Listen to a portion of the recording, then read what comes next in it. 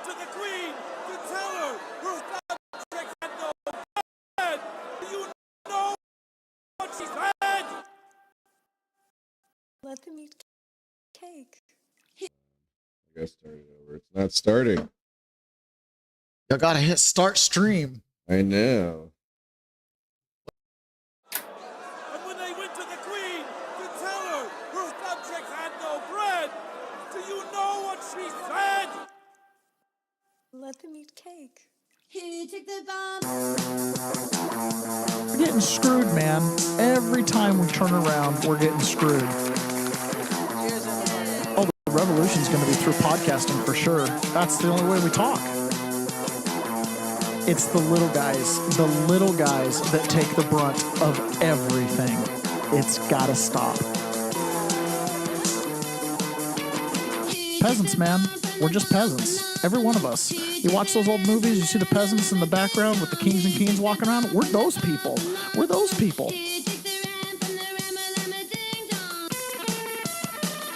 Good morning, peasants. Welcome to another episode of the Peasants Perspective. Carlito and Tiffany, first on the dime at YouTube. Good morning, y'all. For Razor, good morning. Good morning from Boise. Great day to start better days. Yes, sirree. Pony Boy on Rumble. Good morning. John Atakis. It's a good morning. Wonderful weekend. Yes, it was. Happy Easters. Yeah. Happy Easters to everybody. I hope you got all egged out, and we did a little Easter Passover crossover dinner last night. That was fun with the family. Got some Easter eggs out in the yard. My kids, I think, had like 3 Easter eggs. They were loaded with chocolate. Did they find them all? I got home. Huh? Did they find them all? Yeah, I think so. When I got home on Saturday I went and worked on Saturday at the RV park, and when I got home, there was like chocolate littered all over the house because the kids just couldn't keep their stuff contained. So there was like little Reese's, like, you know, the little individual wraps like in the bedroom and Starburst. So I walked around picking stuff up and got myself a little sugar high. It was lots of fun. So yep. It was great. I usually find all the last eggs myself with the mower. The hard ones with the mower. You got plastic all over the yard for the next 6 months. 6 months to 10,000 years, depending on the plastic. Oh, did you guys have a good Easter? Oh yeah. I heard the Mormon Church changed their times again. Oh, dude, we had general conference. Did you see the last speaker was Jesus himself? It was awesome. No, I haven't watched it in years. But all my Mormon friends call me and they're like, "Are you watching conference?" I'm like, "Really? So Jesus came down and spoke, huh? That's pretty good. Yeah. No, it was great though. I heard he changed the times. They're going to do priesthood and Sunday school every week for 25 minutes. Yeah, something like that. Yep. Why don't they just cut sacrament down to just sacrament and then have like 2 45-minute sessions? That's coming. Somebody should suggest that. I think that's a better path. It might be coming. You know, someone was saying, well, it's hard for people that have to drive to church. You know, we used to drive almost 25 minutes. Everything is hard for everybody somehow. Come on. I know. People. And I'm like, yeah, but if you make church too short, it's not worth the drive. Yeah. You know? I don't know. Anyways. Every other year, you know, just so people know, we have 2 wards in our building. And so we have to switch times. And, you know, so on odd years or even years or whatever, it's 9:00 church. And then on the other years, it's like 11:30. And every time it switches 9, we always tell the bishop, well, we're going to go inactive for a year. See ya. Because we can't wake up at 9. We get up Monday through Friday at 6:30, but 9:00 on a Sunday, that's a push. All right, you guys, I think everybody has filled in. It is time for the simultaneous sip. All you need is a cup or a mug, a glass, a tankard, a chalice, a stein, a canteen, jug, or flask, a vessel of any kind. Fill it with your favorite liquid. Today, I like Smart Water. And join me now for the unparalleled pleasure of the dopamine hit of the day, the thing that makes everything better, the simultaneous sip. And it starts now. God's plan is like a beautiful tapestry. And the tragedy of being human is that we only get to see it from the back. All the ragged threads and the muddy colors. We only get a hint at the true beauty that would be revealed if we could see the whole pattern on the other side. As God does. God. Yes, sirree. I remember walking around the prison with our good friend Matt Da Silva, and he's a staunch Catholic convert later in life. And he and I were talking about suffering and enduring and things like that. And my take was, God's weaving a tapestry. I'm just a single thread in it. My duty is just to go where I am threaded. Yep. And he had a similar worldview, but at the same time was, a little less so. And I'm like, God's doing his work. And, we'll see it on the outside. He's in charge, not us. Donald Trump gave a beautiful Christmas message. What's the difference? Donald Trump gave a beautiful, beautiful Easter message. And this was it. I'm proud to join with Christians across the country and around the world to celebrate the most glorious miracle in all of time, the resurrection of our Lord and Savior, Jesus Christ. In his life, Christ displayed true humility. In his death, he modeled true love. And in his resurrection from the tomb, he proved that even death itself will not silence those who place their trust in Almighty God. As it says in Gospel of John, for God so loved the world that he gave his only Son, for whoever believes in him should not perish, but have eternal life. Eternal life, such beautiful words. This Easter, millions of Christians all over the globe will be reminded that because of what Jesus did on the cross, all of us can live every day with hope in God's promise, knowing that in the end, evil and wickedness will not prevail. In the spirit of joy and renewal this Easter, we also celebrate the extraordinary resurrection of faith and religion in America. As I have often said, to be a great nation, you must have religion and you must have God. In churches across the nation on Sunday, the pews will be fuller, younger, and more faithful than they have at any time in many, many years. Religion is growing again in our country for the first time in decades. Happy Easter to all. May God bless you. May God bless the United States of America.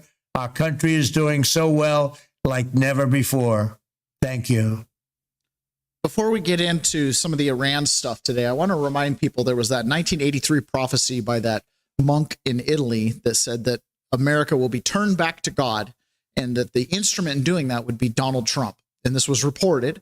And there was another reporter who went and reported on it to make sure it wasn't just a fake story. And sure, right, some loose thread. And back in 1983, when the monk said to him, some man in your country is being raised up to turn America back to God. And the question was, who is that? He said, Donald Trump. And the response from the reporter was, you talking about the Manhattan Playboy? He's like, yeah, I don't know anything about him, but that's who God's... The guy that loves gold. The guy who loves gold, builds big buildings. And, it's interesting going along with that tapestry idea, right? Some of the greatest heroes in the Bible couldn't pass a purity test today. Mm-hmm. In fact, all of them. Really, yeah. If you go down every single list of them, it's like every one of them today, by the standards we quote unquote live by, or we judge ourselves morally by, almost every one of the prophets would not pass a purity test. We wouldn't follow them in life because we'd be like, they're corrupt. They've got 1,000 wives, or they've a warlord, or whatever it is. Right.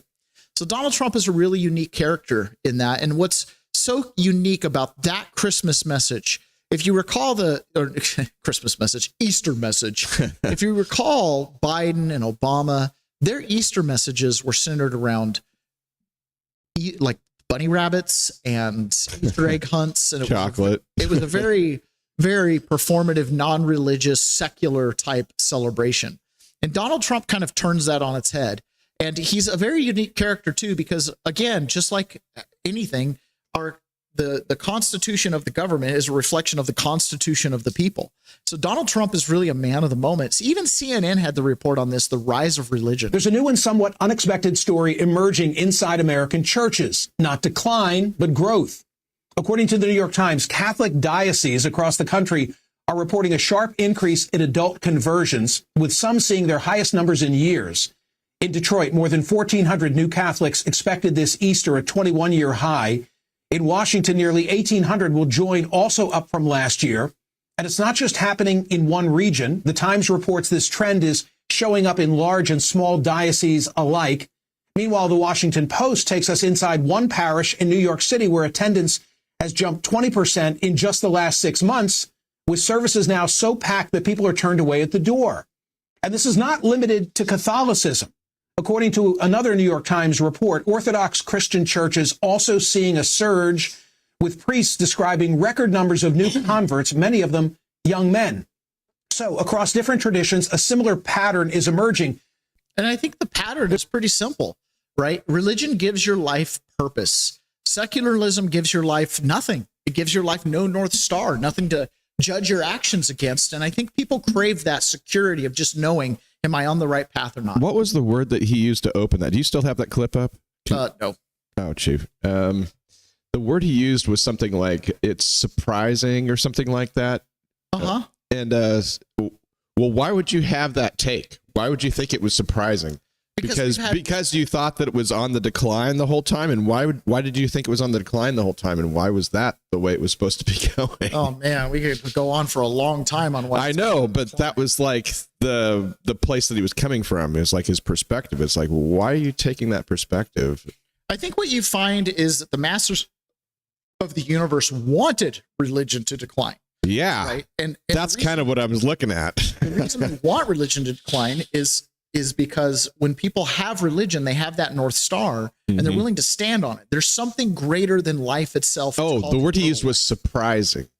He says it's surprising that they're growing. It's like, man, why would you have that take? It's interesting. I mean, I there's so much to it, right? There's so much to it as to why religion has been on the decline. And the reality is when there's an absence or a void of it, that's when you know why it exists. Does that make sense? When you have no faith, that's when you know why it exists. I'm not a dogmatic person. I say that openly. Like when it comes to organized religion, I'm mostly out. But it doesn't mean I've ever lost my faith, right? I'm still waiting for the right faith. I don't know. That's totally the wrong phrase. That's not the truth. But, you know, the idea that you should have your own connection with God is kind of my mantra. And you have to have a schoolmaster. I think I understand where you're at. You are in the position of, I still believe in God. I still believe in all of the stuff that's attached to him, but then man gets in the way.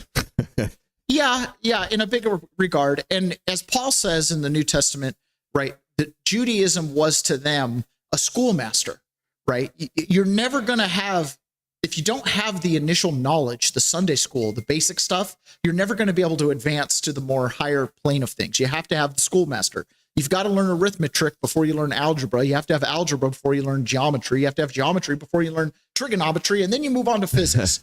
You know what I mean? Yeah. And so that's everybody somewhere along the journey. All right, so that's really great news. I was glad to see that. And it's contrasted with other world leaders like the King of England, who did not give a Easter message this year for the first time in hundreds of years, or the fact that his children came out and talked about Islam being the religion of peace and all that kind of stuff. Like I've got a message from Jen, one of our listeners overseas, and she's like, we are so effed. She played, I think it was Prince, I can't remember what, not Prince Harry, it was the other son. The other son that's still legitimately over there hanging around. And he was given an Islam message. And the King of England gave a Ramadan message this year, but not an Easter message. I mean, it's pretty stunning. So for Donald Trump to have the message the way he had it, quoting a scripture, that's pretty significant. That's really significant. Okay, now we're going to get into the real serious stuff. We're going to talk about Iran. So it was a big weekend in Iran this weekend. So I want to draw your attention to this post here. This was Donald Trump in 2016, 1/14/2016. This is after he announced he was running, but not before he really had a lot of momentum. Iran humiliated the United States with the capture of our 10 sailors. Horrible pictures and images. We are weak. I will not forget. 2016. 2016. Yep. What did I say? I don't know. Oh, 2016. Yes, 2016. I will not forget. And those, some of you might remember the images of the sailors being taken over, put on their knees, forced to say things they didn't want to say, right? Mm-hmm. The whole thing was just a huge embarrassment, and there was really no consequences. And Donald Trump says, I will remember. I will not forget. Okay. So this weekend, Donald Trump put out one of his messages that will probably live in infamy for a long, long time. I just got a little message from my dad. Let me check this out. Oh, okay. I'll take a look at that later. Okay, so I want to set the stage for this. George Patton said on profanity, he said, I want my men to remember something important to really make it stick. To really make it stick, I give it to them double dirty. It may not sound nice to some bunch of little old ladies at the afternoon tea party, but it helps my soldiers to remember. You can't run an army without profanity, and it has to be eloquent profanity. An army without profanity couldn't fight its way out of a piss-soaked paper bag.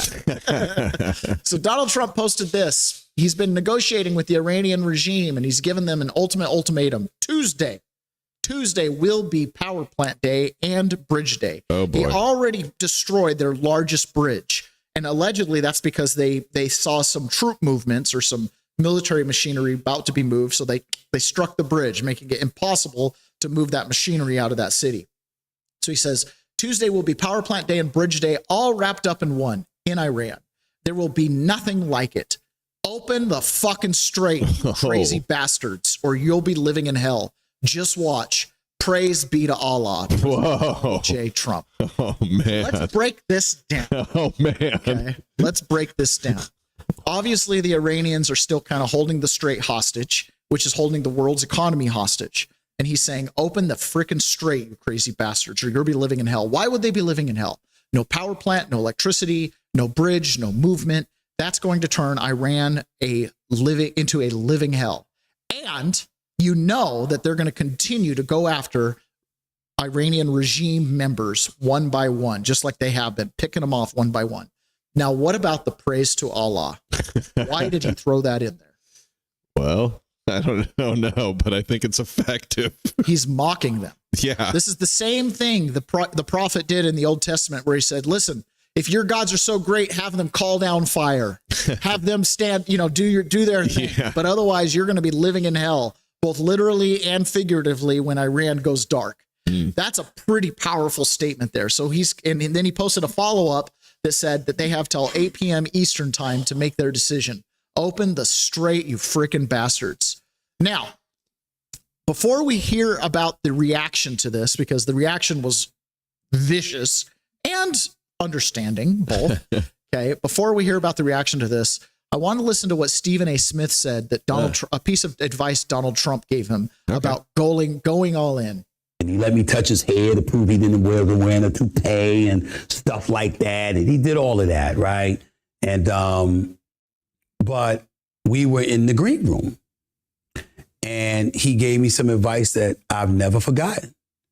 He said, not just know your worth, but go for it. Go for it all. Always pursue the most. And I said, explain, what do you mean? And he said, when you go to a bank and you borrow $3 million and you can't pay it back, you got a problem. He said, but when you go to a bank, you borrow $300 million and you can't pay it back, we've got a problem. He said, the moral of the story is, the more you convince someone to invest in you, the more they must work diligently to ensure your success. Don't come cheap. Make sure you convince folks to make that requisite investment in you, because they'll be committed to you succeeding, because your success means their success, and they have a chance to recoup the investment they made in you. That's how you do that.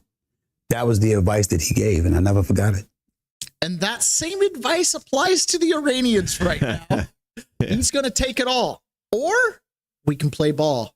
You can have your oil. You can rebuild your country. You can be a hero in your own country if you just play ball. Otherwise, praise be to Allah, you're living in hell.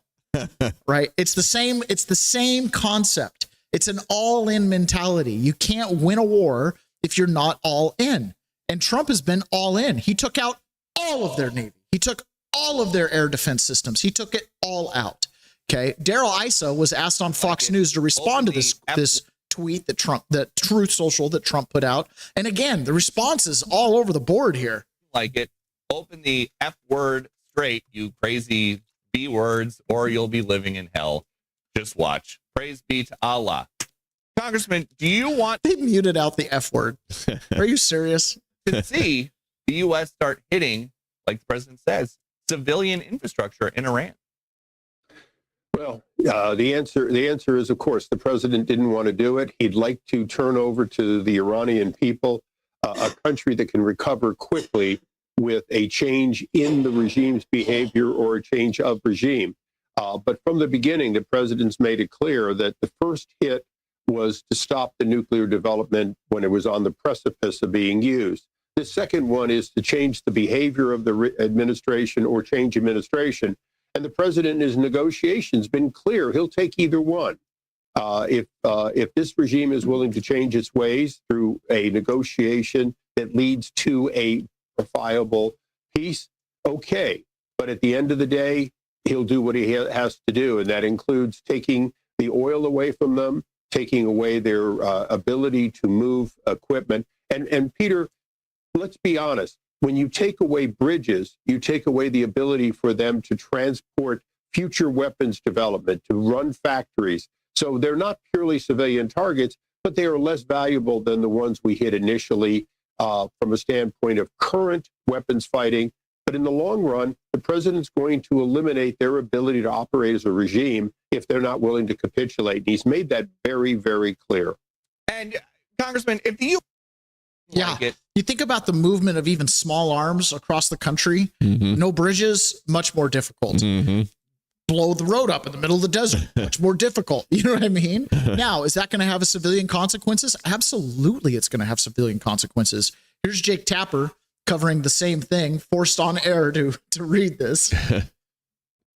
But if you were wondering how the success of that operation might affect the president's posture toward Iran moving forward, wonder no longer. He has just threatened Iran in extraordinary graphic terms, giving the Iranian regime just over a day to either make a deal, reopen the Strait of Hormuz, or face hell. If your children are watching, be warned, the president did not use polite language. Quote, Tuesday will be power plant day and bridge day, all wrapped up in one in Iran. There will be nothing like it.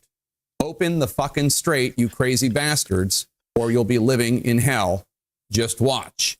We should note that destroying civilian power infrastructure Hey, war crime under international law, though. The president could argue that the infrastructure has dual use and also is utilized by Iran's military. Oh, it's a war crime. He's a war crime. Is Hezbollah a war crime? Is Hamas a war crime? What about October 7th? Should there be anything done about that? Yeah, exactly. Now, obviously, this was hugely debated. Douglas Wyatt, good morning, peasants. Carlitz, good morning from Rumble. John Atakis, we have 3 or 4 wards in each of our buildings, of course. Madam Mim, good morning. Glad to have you out there driving around watching the show. Okay. So, yes, under normal circumstances, if you just randomly bomb a bridge, then it's a war crime, international war crime. Enforceable by who? Oh, yeah, that's right. We enforce the war crimes because we're the only people capable of enforcing anything on any other sovereign country. Or even interested. Made completely clear this year. What? Or even interested. Or even interested. I know. I laugh so hard because as you go through the prison system, you'll meet these people who are like, this is an international crime. As soon as we get this to the international courts, they're going to come down on America. It's like, dude, we are the international courts. It's completely feckless. Do you know what the word sovereign country means? It means all that stuff doesn't apply. Some other sovereign has to enforce it. There's no UN committee or anything that's going to be able to actually do anything other than maybe we're going to cut off your money supply. Such a joke. Okay. So someone who is a member of the Iranian diaspora, she said this. This came from Sana Ibramal. And if you go to her account, you look at this. It's really interesting. She has penned here, tell me about Islamophobia. Tell that to the 7-year-old me who was forced to wear this, and then the photo on the right, to school every day since she was 7 years old. Tell the 8-year-old me that she was about to be molested by an adult man in a very conservative neighborhood on her way to school, and that if she didn't run fast enough and the school wasn't close enough, who knows what would happen to her. Tell my entire childhood wasn't taken away from me. Tell me my adolescence in Iran was not filled with terror. Tell me it wasn't oppressed and abused, and that I'm just an Islamophobe, right? So anyways, she posts this because there was a F-14, I think, that was downed, and that had us 2 airmen that were on the loose. One was quickly recovered. The other one was kind of still on the run, and he went through a whole night and everything like that. And we sent A-10s after them. One of the A-10s got shot down. That pilot got rescued. He sent his A-10 into a mountainside, so there's nothing to recover. And then there were some C-130s that got sent there. They got stuck in the sand. They sent more C-130s. We ended up blowing up the C-130s, all to rescue 1 airman. Okay, 1 airman.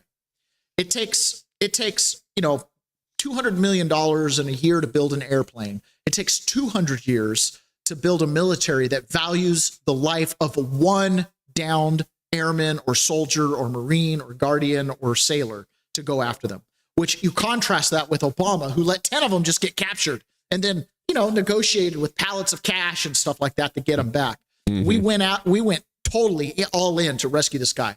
And she said this: as an Iranian watching this rescue mission unfold, I was praying the American pilot would make it out alive, not just for him, but so the Islamic Republic could not use him as a bargaining chip or claim some twisted victory. At the same time, I felt deep envy. Your government sent elite special forces, $1 million aircraft, and moved heaven and earth to bring one American home. No hesitation, no excuses. In Iran, the regime uses human shields and recruited child soldiers to clear minefields during the Iran-Iraq war. They treat their own people like disposable tools. They are now recruiting child soldiers as we speak. The Islamic Republic has zero regard for human life, and that's the brutal difference. One side risks everything to save their own. The other side sacrifices their own to stay in power. She gets it. This hits hard when you have lived both realities. And I think it did send a huge message to Iran how far we would go for one soldier. And you compare and contrast this to the Biden administration and the Abbey Gate, the 13 soldiers that were blown up. And it was just like, oh, okay, well, should we do anything to the Taliban? No. They blew up some guy that was trying to move water around. It was like, and then it wasn't until Trump came back into office that we actually went after the guy who killed and planned that bombing that killed the 13 people at Abbey Gate and wounded many others. Who else goes after the one? Who else goes? Yeah, there's a certain thought of a certain sect of Christianity that does that, right? I know, it's weird. Goes after the one, exactly. And that's baked into our culture. And that is also why it's so important that we have religion, because otherwise people become disposable, right? But when you value the sanctity of every individual life as part of creation. Well, there is another religion that values life about that way. Which one? Well, there's the religion that values life, and then there's the other one. Yeah. Yeah, there's the two. There's only two at the end of the day. Exactly.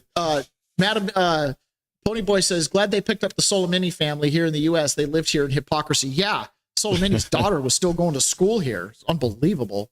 Madam Men, Trump has been just amazing with all the hostages around the world. He has been incredible. Yeah, wait until we start talking about the hostages that got released in Cuba this weekend. Oh. So here's an Iranian who wrote a poem about this. I heard you when you said no to.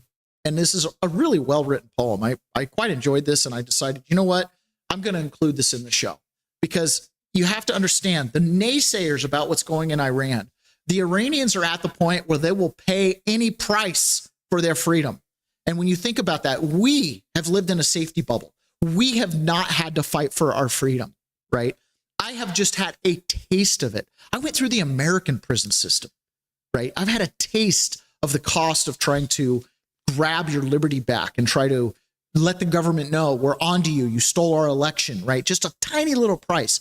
Imagine living in the Iranian regime, under the Iranian regime, completely disarmed for almost 5 decades of totalitarian rule.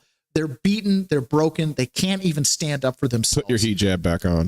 Imagine praying for foreign invasion. I heard you when you said no to war. I thought, my God, what a blessing you are. May your heart stay pure and always protected. May your actions and morals always stay connected, because our hearts have been tainted like black tea spilt on a Persian rug, leaving a stain. We used to think the same. We wanted to play a good hand at this game, but the moment we heard our mothers wailing, we folded. There's no justice in this life. Our faith has eroded. They keep killing our children in the name of God. We watch Seper's father searching for his son amongst countless body bags filled with women and children and innocent men. We also never considered war an option before then. Before we witnessed our mothers burn in grieving flames, it wasn't required to jump over fire when New Year's came. Every stride they took, they were burning like a furnace. Every step turned to ash where their hearts used used to beat the pain, turn soft souls into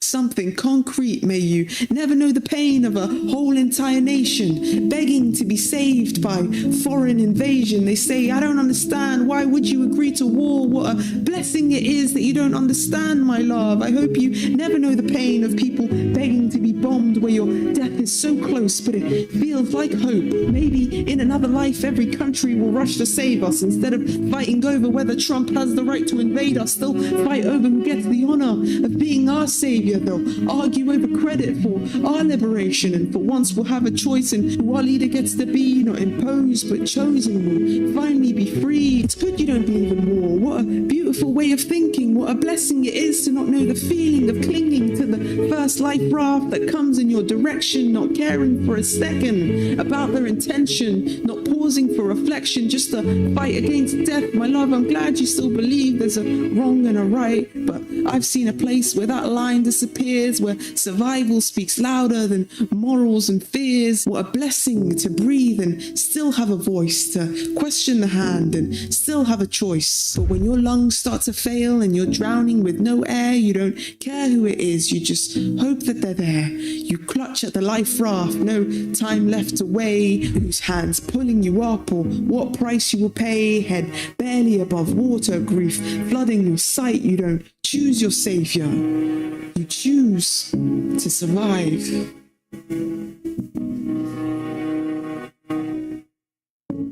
It's almost hard to listen to because as I scroll through X and I hear all these anti-war people and even some of the people closest to me, and I am very anti-war.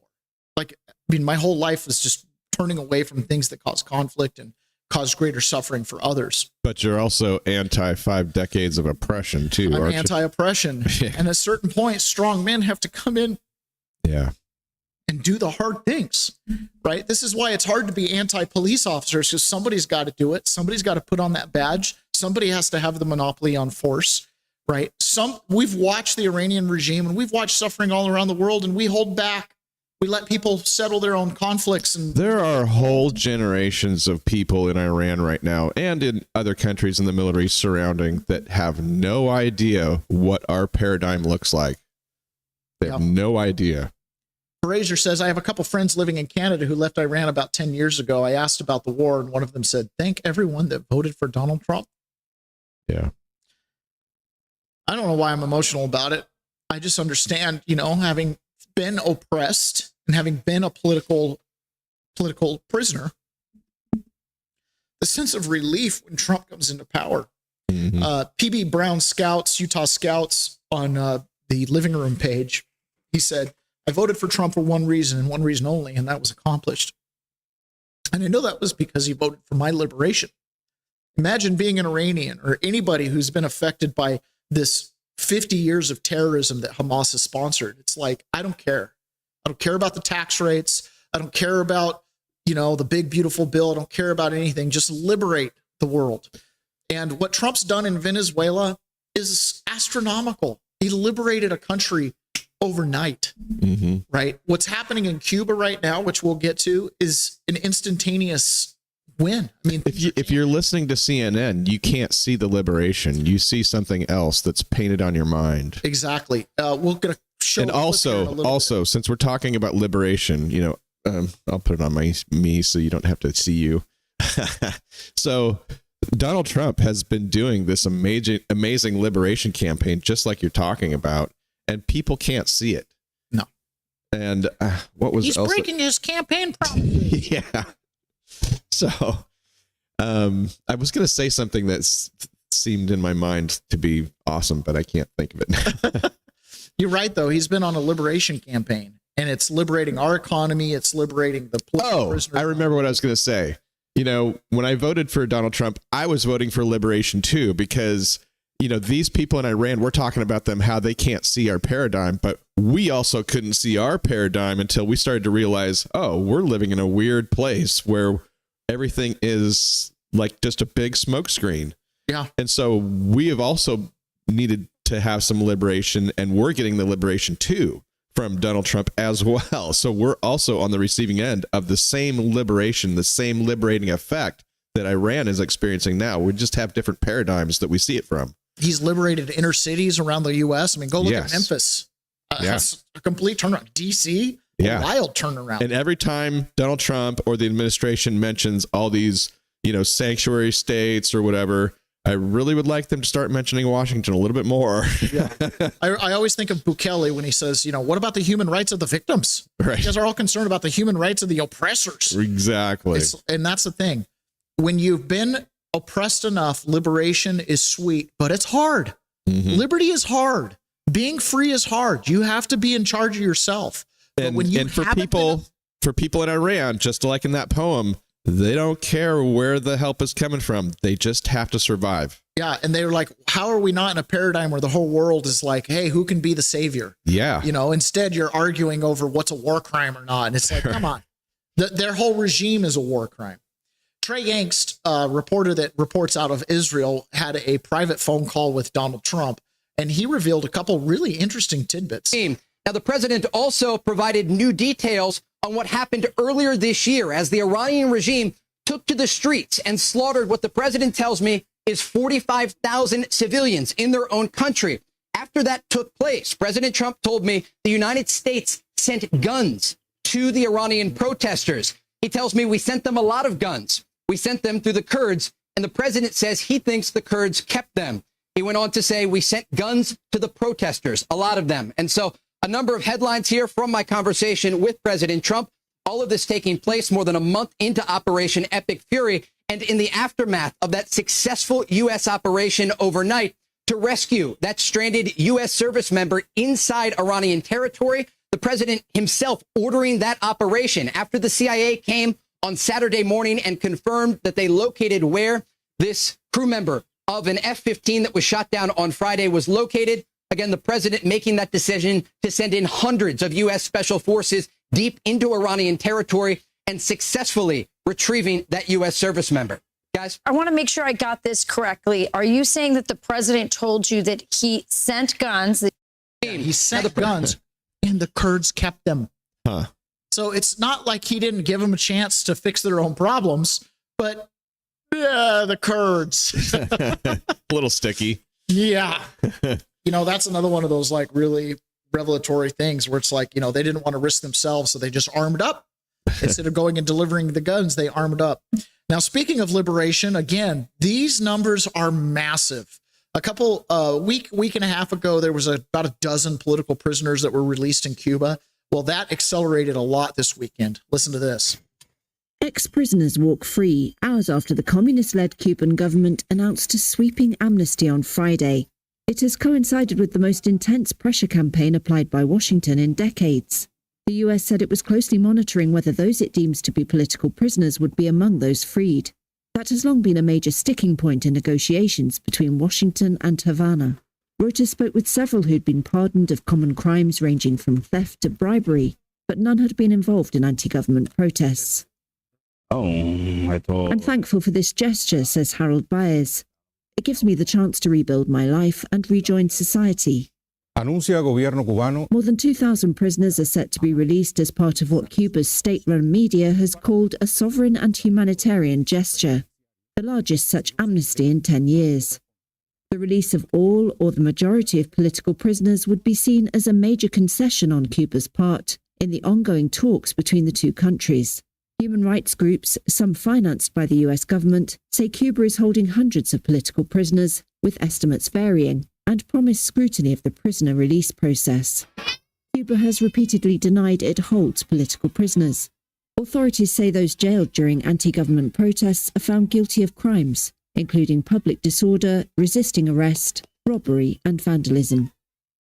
Just like on J6, nobody was arrested for political reasons. It's all because you done something wrong during your political protest. So yeah, that's the thing. 2,000 prisoners being released in Cuba. Again, liberation, man. Trump brings liberation, and sometimes in a really weird way. So one of the other things too, last week there was the hearings on birthright citizenship. And Donald Trump posted this. He said, it's too bad the Supreme Court can't watch and study the Mark Levine show tonight on the birthright citizenship scam. If they saw it, they would never allow that money-making hoax to continue. They should use their powers of common sense for the good of the country. They fell miserably on tariffs, needlessly costing the USA hundreds of billions of dollars in potential rebates for the benefit of haters and scammers. Why? Don't do it again. The country can only withstand so many bad decisions from a court that just doesn't seem to care. Yeah.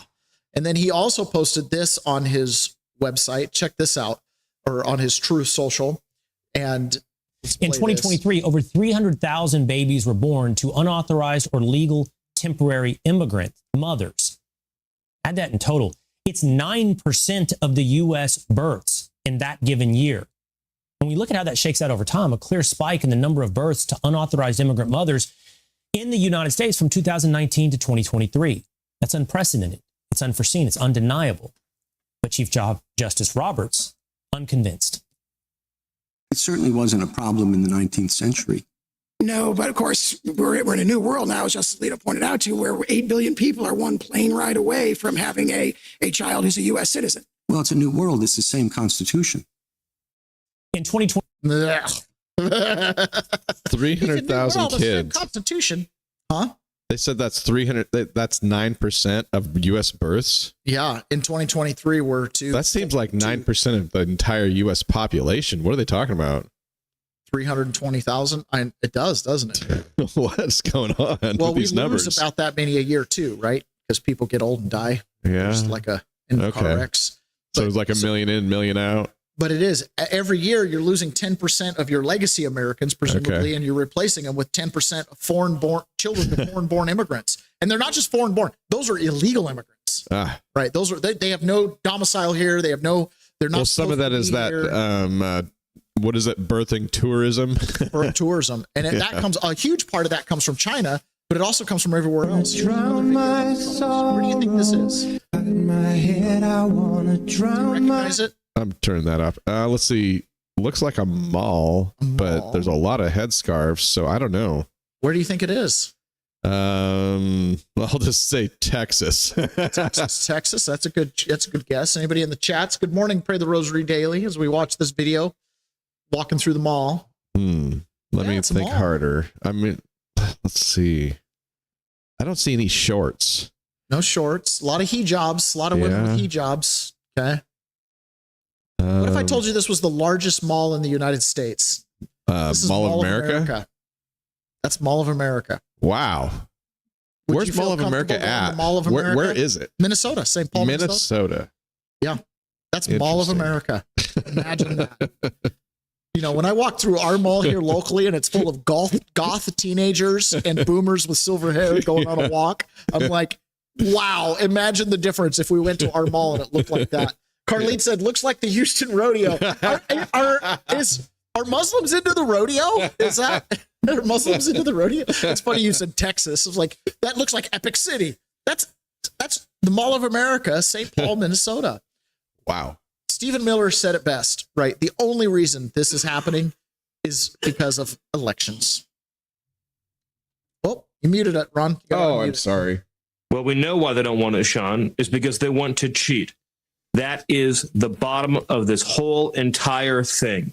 When you have overwhelming supermajorities of all races, all political parties, all ages, all demographics, all political ideologies of the voting public who want voter ID, who want proof of citizenship. But you have the elected Democrat Party, the Democrat officials in the House, in the Senate, at the state level, fighting with every ounce of strength they have to block voter ID, to block proof of citizenship. There is one and only one reason, and that is to enable cheating. Here's something, Sean, that your audience may not know. At the beginning of this administration, we asked every state, red and blue, to share with us their voter rolls so that we could scrub it against the DHS file of illegal aliens to remove illegal aliens from their voting rolls. Every blue state refused. California refused. Minnesota refused. New York refused.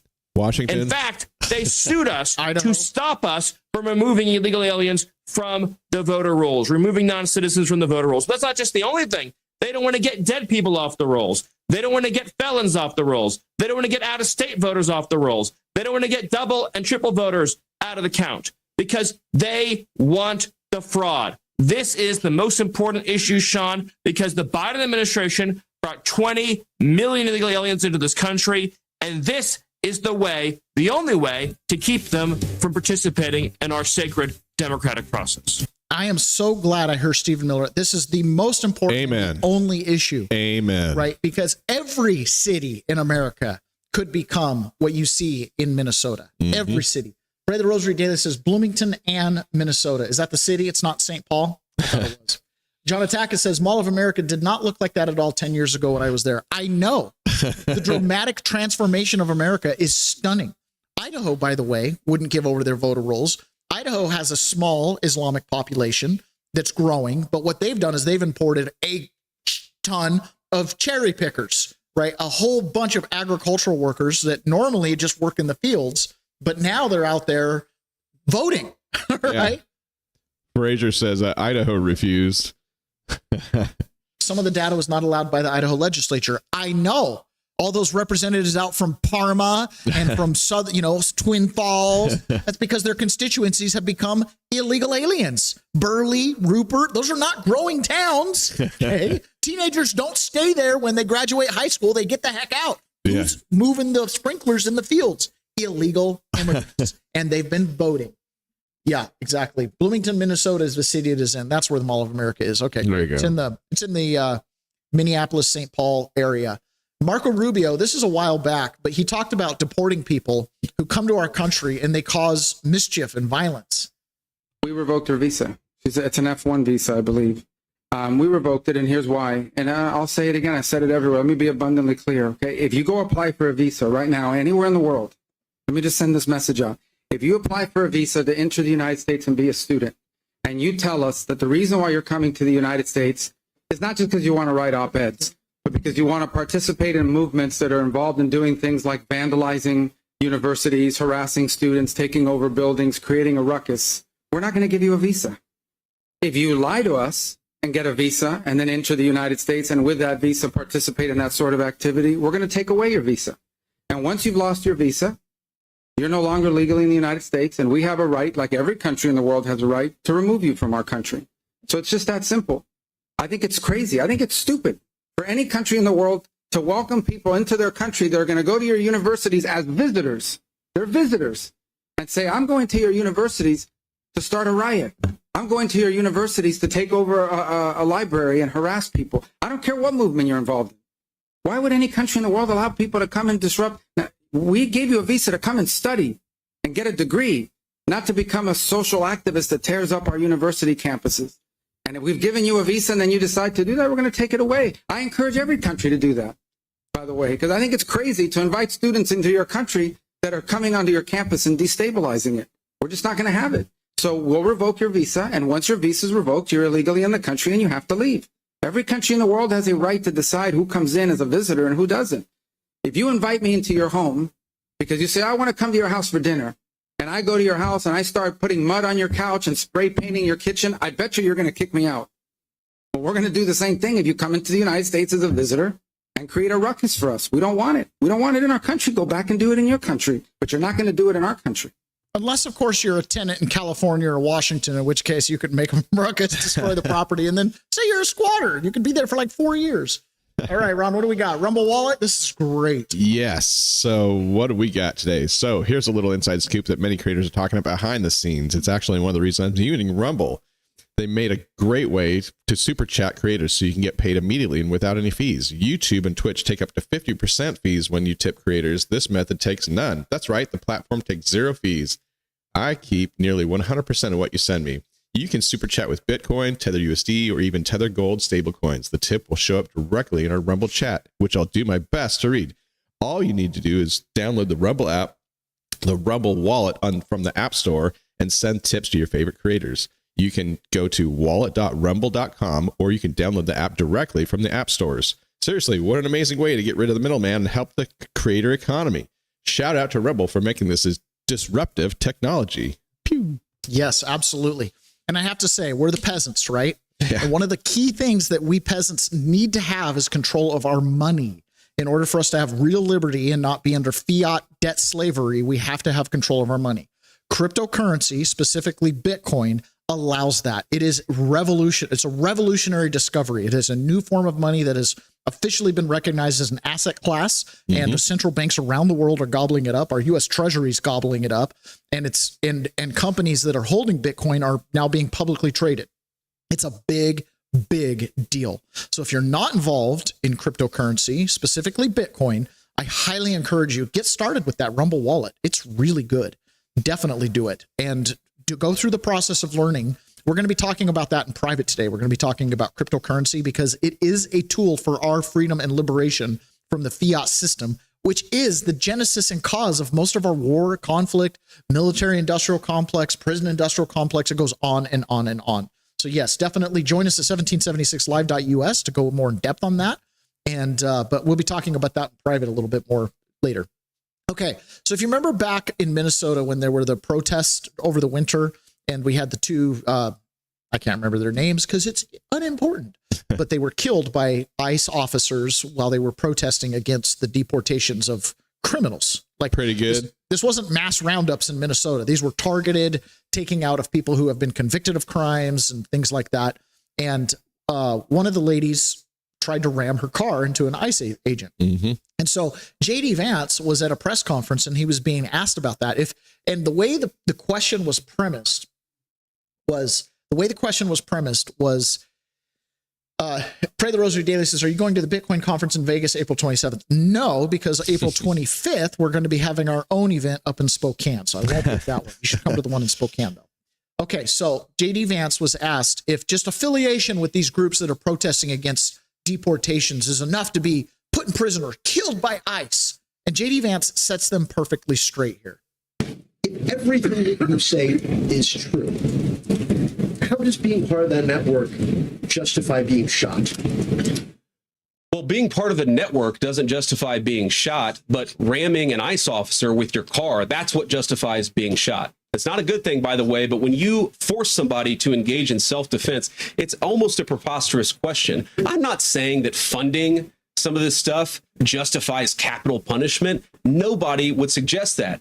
The reason this woman is dead is because she tried to ram somebody with her car and that guy acted in self-defense. That is why she lost her life. And that is the tragedy. Now, there may be other violations of the law and other penalties that are associated with those violations of the law. For example, if you are funding violence against our law enforcement officers, I'm not a prosecutor. My guess is that's not the sort of thing that earns capital punishment, but it should sure as hell earn you a few years in prison if you're funding the effort to try to assault our law enforcement officers.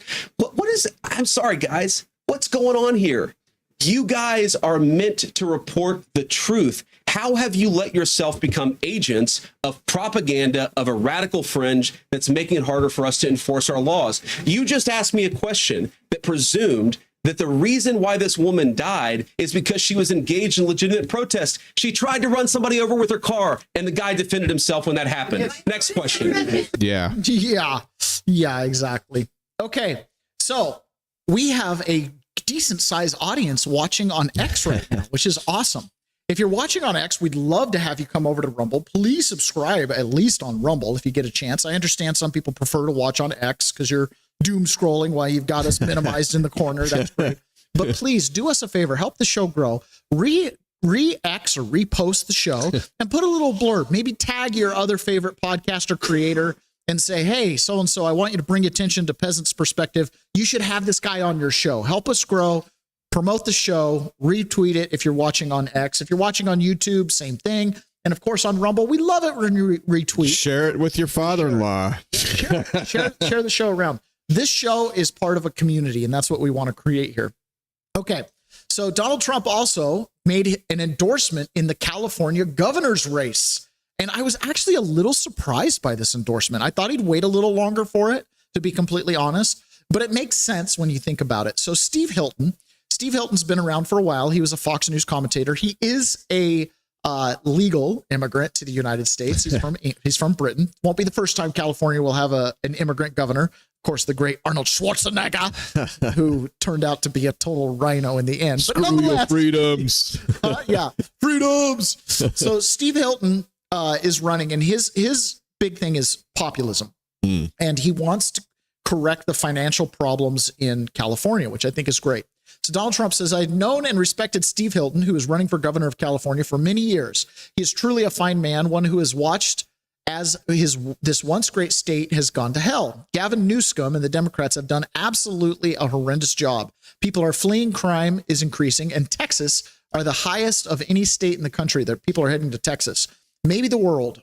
Steve can turn it around before it is too late. And as president, I will help him do so. With federal help and with the great governor like Steve Hilton, California can be better than ever before. Steve Hilton has my complete and total endorsement. He will be a great governor and, importantly, will never let you down, President Donald J. Trump. Boy. So that's the signal for other Republicans that are running to drop out now, get on the gravy train. Maybe you can get a cabinet appointment or something like that inside of the great state of California. So we'll see. But that's a pretty big deal. He's promoting Steve Hilton. And Steve Hilton's big point has been government waste, fraud, all that kind of stuff. And Mehmet Oz was on the news this weekend, and they have made huge progress in L.A. alone in shutting down some of the fraudsters that Nick Shirley exposed. I've never been on this, but dozens of young, just hyper prepared individuals. There were drones and planes and these trucks that could drive through gates that they were able to blast through, and no one got hurt. And they stunned these folks in pre-dawn hours, and they were one of 7 hospice owners that were shut down yesterday. To put that in perspective, in the prior 4 years, the governor of California had shut down 4 hospices. We shut down 7 in one night. And I'll get news for you today, Brett. Let's announce and make it clear, everybody, we've shut down already, just in the last 10 weeks, 221 hospices in California. Oh, wait, in the state of California, 220. Yeah, in Los Angeles, not even the state, in Los Angeles. So we're able to dramatically accelerate a process that had been meandering along in California. And we believe that there are 1,800 hospices in California. That's, by the way, about a third of the entire nation's hospice load is just in Los Angeles. And nobody dies. We're going to be able to shut down, we hope, appropriately, half of them. We saw what happened in Minnesota. Now we're seeing the tip of the iceberg in California. Every time we see a fraud bust like this, it's framed as kind of bad actors, and that it's happening on such a large scale because the system allows for it. What incentives inside Medicare and Medicaid are actually enabling this kind of systemic issue? It's obviously been going on for years, right? Well, part of it is that government had been fragmented in its approach. So yesterday, the U.S. Attorney, Billy Asaili, led the charge. He got the Office of Inspector General, the Department of Justice. He got everyone working together. We're bringing in Scott Bessent in Treasury because guess what? Bank fraud's a big part of this. And we've also got a problem that's even larger, I think, in that we had told people in the federal government for the last 4 years under the Biden administration, don't do your job.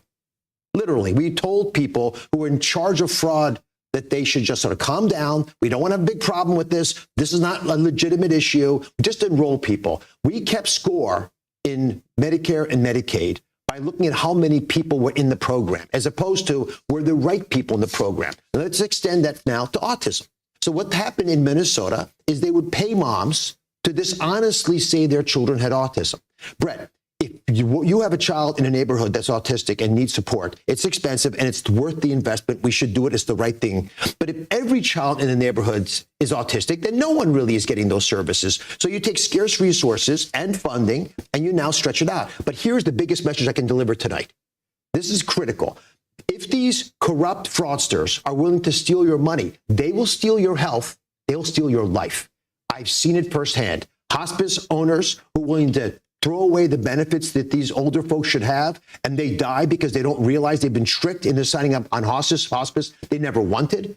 We have the same thing happen with durable medical equipment. Brett, we're right now in the epicenter of this. Durable medical equipment suppliers in South Florida outnumber the number of McDonald's by 2-fold. There's twice as many people selling wheelchairs and canes and braces in South Florida than there are McDonald's. How is that possible? All right, so do you have enough people? Does this task force have enough stuff? Like, are you going to be able to get after this to the point where the American people can go, okay, this is moving the needle. This is making a difference? Yes, because the president and the vice president and the task force says yes. So I spent yesterday, when we weren't doing the bust, talking to collaborators and talking about how we're going to be able to recruit the right people back into government, because we need people. And by the way, please, I came on the show in part to recruit folks. This is a generational opportunity to serve your nation. If you're interested in this space of fraud, come on, give us a call.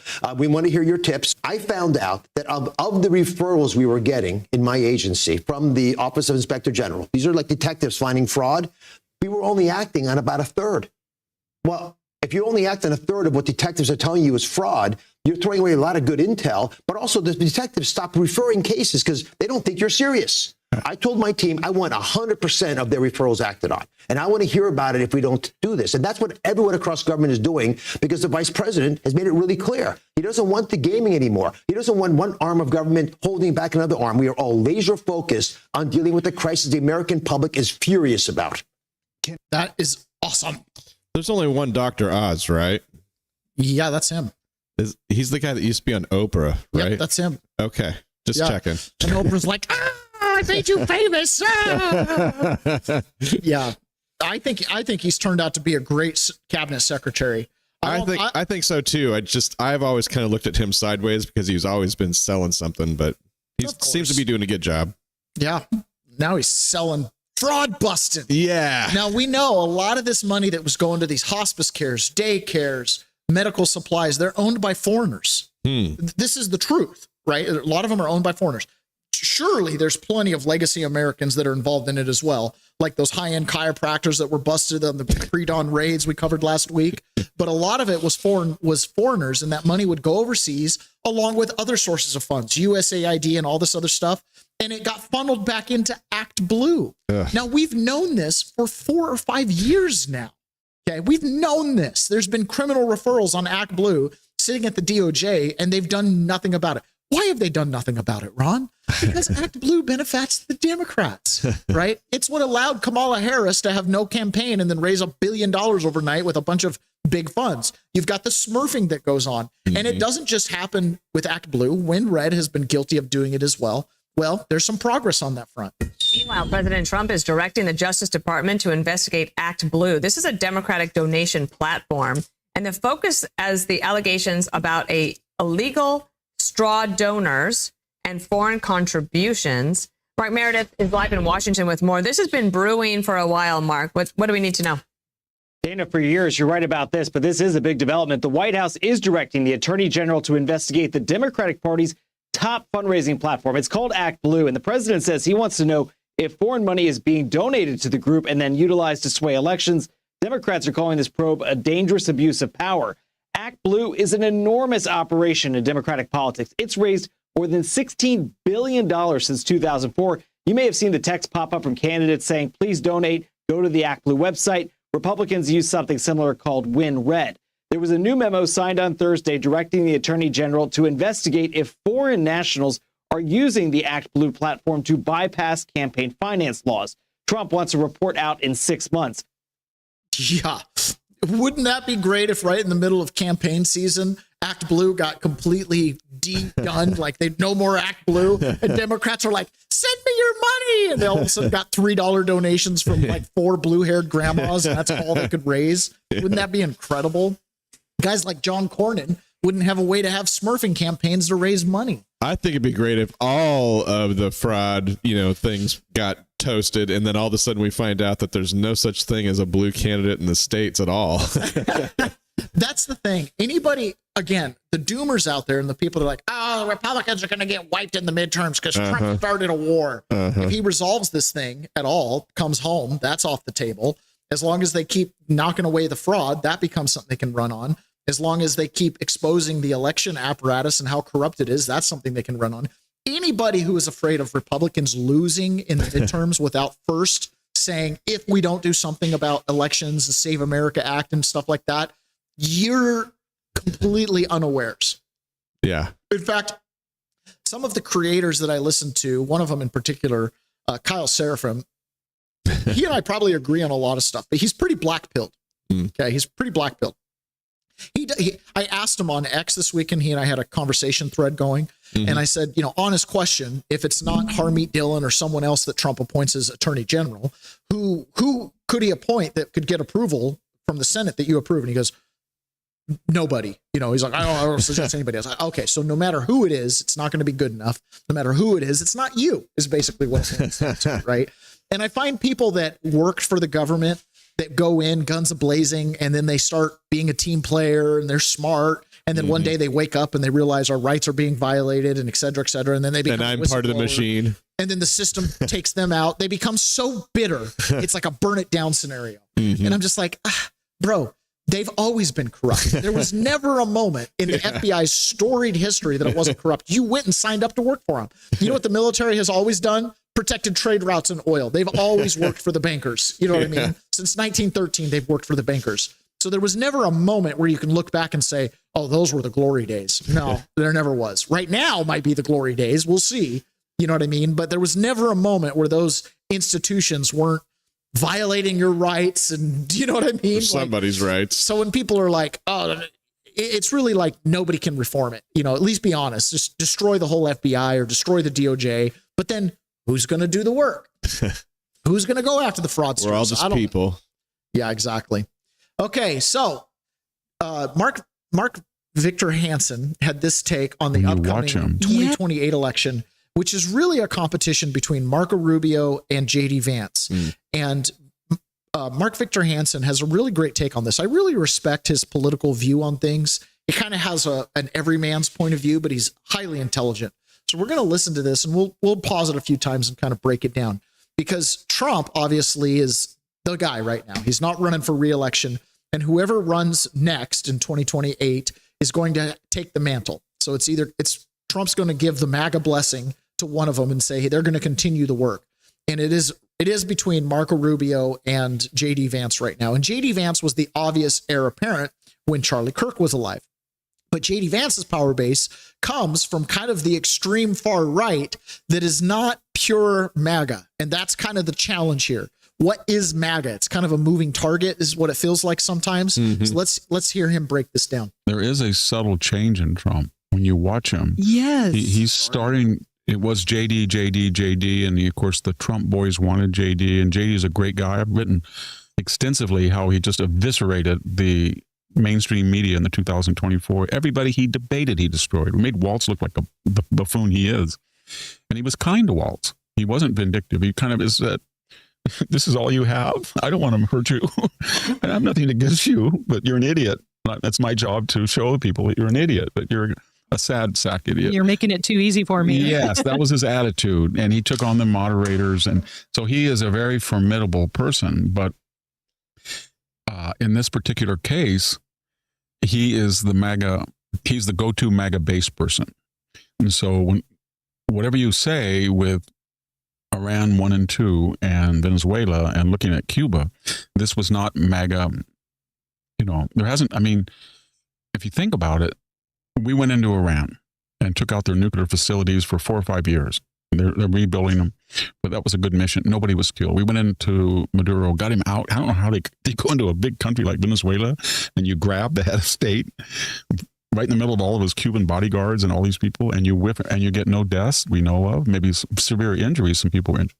And then you go in and you just try to take on the whole country of Iran. And so far you've lost 7 people. But that's not getting out. What's getting out is serial engagements abroad, and we are spending too much money on non-Americans. And so J.D. Vance is put in an impossible situation. He knows that Trump values, of all things, loyalty. And yet he knows the MAGA base is his source of strength. Got him elected in Ohio.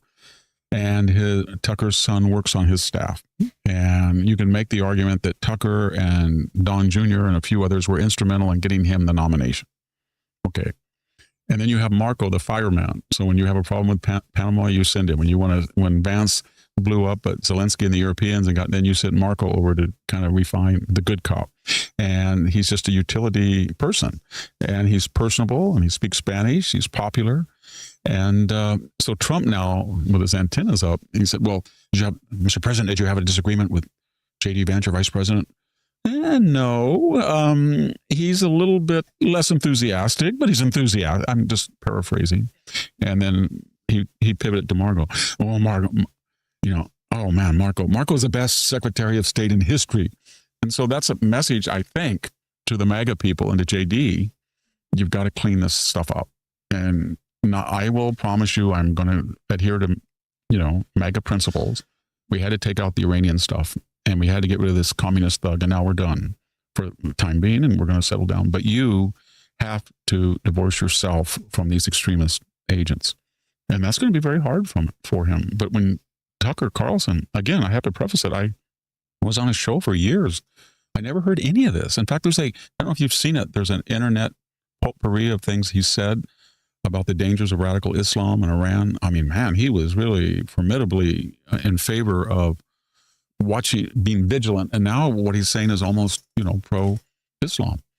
So, but nevertheless, when he says that Donald Trump's decision was evil to hit Iran, and then I want to be very careful because he has been mischaracterized. He didn't say Americans are going to go rape Iranian.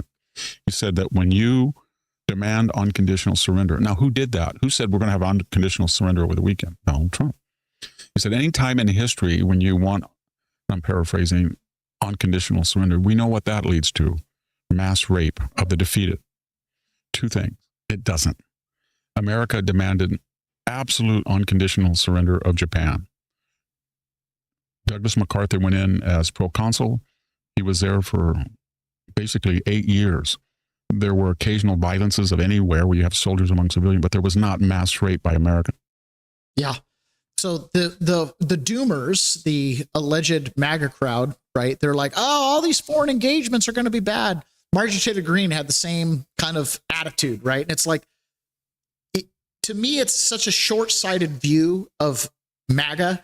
Is part of MAGA is you've got to build the home front, but you can't build the home front when you have loose ends and you have threats from the outside as big in scale as Iran and Venezuela, which are not just sending immigrants, which are not just as fomenting terror, but are literally manipulating your election apparatus, right? Which is, I think, the thing that's not being talked about by the administration.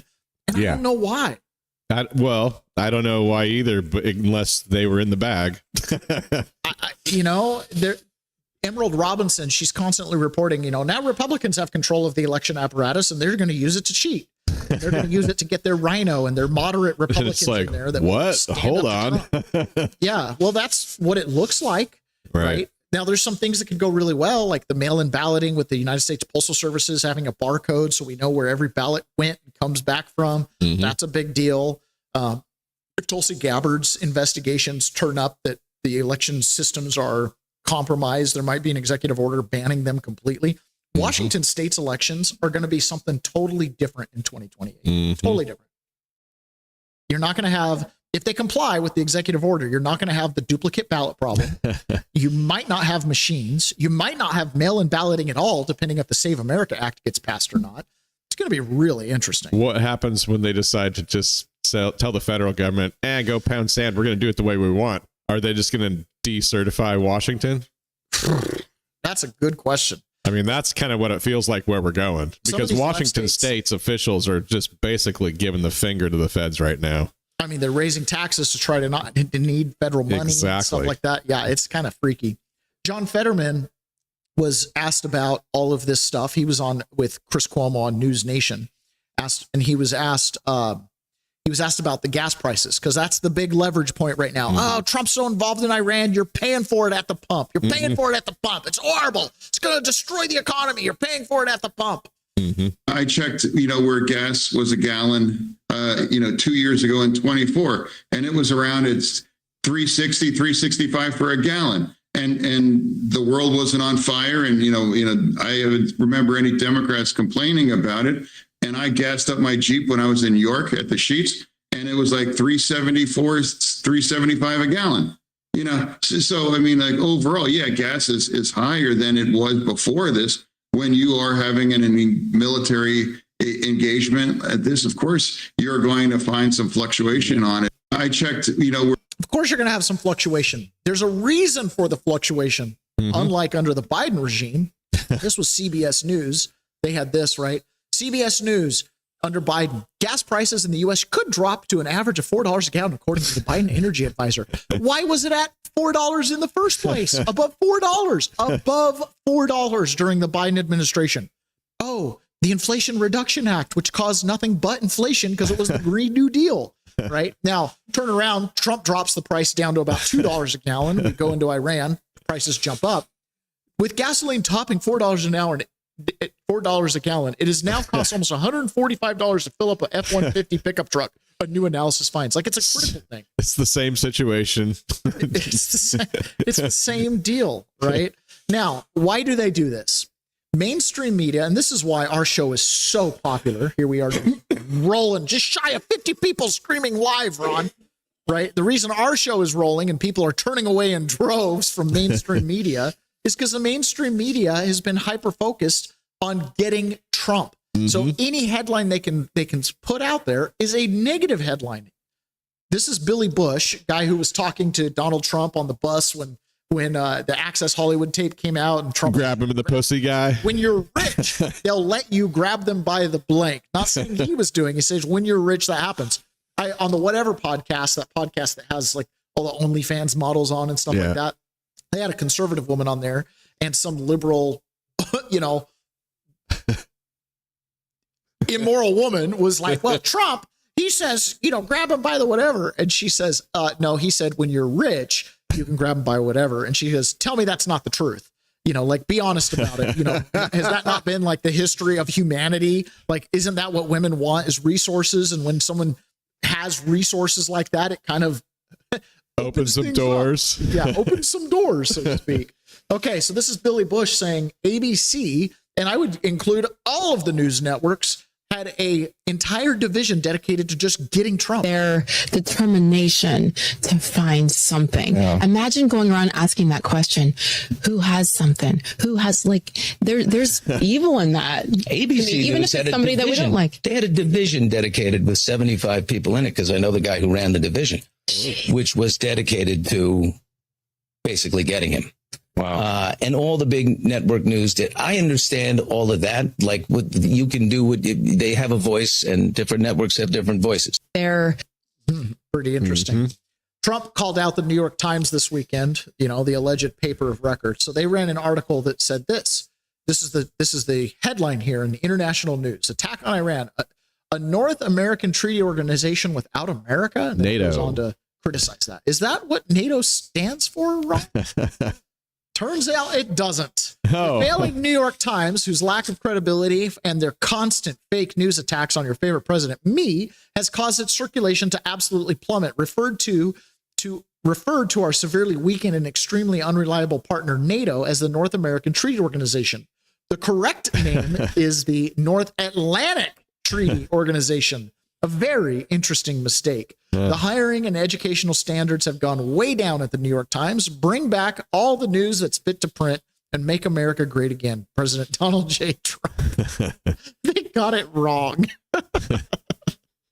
North American would be kind of limiting. Yeah. And the thing is, this is a little video from Seattle. And I really appreciate this video because this is why I don't bring tourists to Seattle. You notice the size of the potholes on their main streets. You could lose a half a car in there. You could lose a half a car right there. Exactly. You've got to swerve over into oncoming traffic to avoid that. No, that's not the only reason why we're going to watch this video. Okay, this is just an average day. I think this was filmed on like a Wednesday in Seattle. This is just kind of a little bit south of Seattle. And look at this, just homeless, open air drug dealing, prostitution, all of it just happening right here on the streets. Nothing being done about it. The sidewalk just broken up. Roads got potholes in it. Garbage and litter everywhere. Unbelievable. Yep. Unbelievable. Let's see. Jeez. Jackson and 12th. There you go. Jackson and 12th. Yep. You know right where that's at. Look at this here. Woman's offering herself right there. Yeah. Oh, electric buses. Good job. Oh, yeah. We got the electric buses running. Electric buses running. There's a garbage can right there. Do you know the story of these garbage cans? Look at this. So these garbage cans, these were Barack Obama inventions. Yes. These are green garbage The compact cans. They're supposed to be compacted, right? Do you know how much one of those garbage cans costs? They're like $250,000. $200,000 per. Yeah. Oh my gosh. And they don't work. Yeah, they don't work. They're supposed to be like solar powered and everything. Yeah. They don't work. They never get taken out. We've got like 2 or 3 of them in downtown Kingston. Yeah. They're junk, man. They are junk. They're junk. Oh my goodness. Just garbage and filth, man. Look, this business shopping mall has to have fences with razor wire, barbed wire up at the top. I wish we lived here. So the guy goes on, just look at it, man. Crosses the street. It's just bad. It's just bad. California's got this. Detroit's got this. Chicago's got this. New York's got this. Solar Every and major city in Seattle. America basically is suffering from that. When I was in Vegas, they keep the strip nice and clean, but you head down the strip enough and you pass Circus, and then all of a sudden it's strip club, chapels, divorce attorney, strip club, chapel, divorce attorney, just right in a row. And pawn shop. Yeah, pawn shop. And we went by a Catholic mission that was on that same the Las Vegas Boulevard, and it looked just like that. Just middle of the day, 11 o'clock, just people lined up, sleeping in the daytime, drugs, garbage, stuff like that. I was like, good, great. They probably had better sidewalks though. Frazier says solar in Seattle is the joke. That's why they won't compact. They're never charged. Yeah, that probably is the problem. Jamie Dimon addressed this topic with immigration because the immigration is one of the causes of what you're seeing there, right? Remember, when an immigrant comes across the border, there's a better than bad not chance that they bring drugs with them. And when they come in, they take the job of the person who's then going to end up addicted on drugs, which is one of the reasons why they get on drugs is because they don't have job opportunities. It's a cycle. And Jamie Dimon, president of Chase Bank, admits that this is like a systemic problem that all kind of stems from the immigrant. It's all one thing. Now, Jamie Dimon. Oh, Jamie Dimon. What a hypocrite, right? What a hypocrite. Because you've profited off this for a long time. I mean, long time. 20% of our population, their wages didn't go up for 20 years. They're dying 7 years younger. When administrations, the Biden administration is giving all this money to EVs and cars and wasting a lot of money on green stuff, which isn't going to work, and all that. Do you think people in rural cities, do you think people in inner cities thought they were getting anything? Do you think that those people think that the American government is fair and competent and that this was in their best interest? Their schools don't work. They're not getting the skills they need. And you heard that just now. So we got to acknowledge these.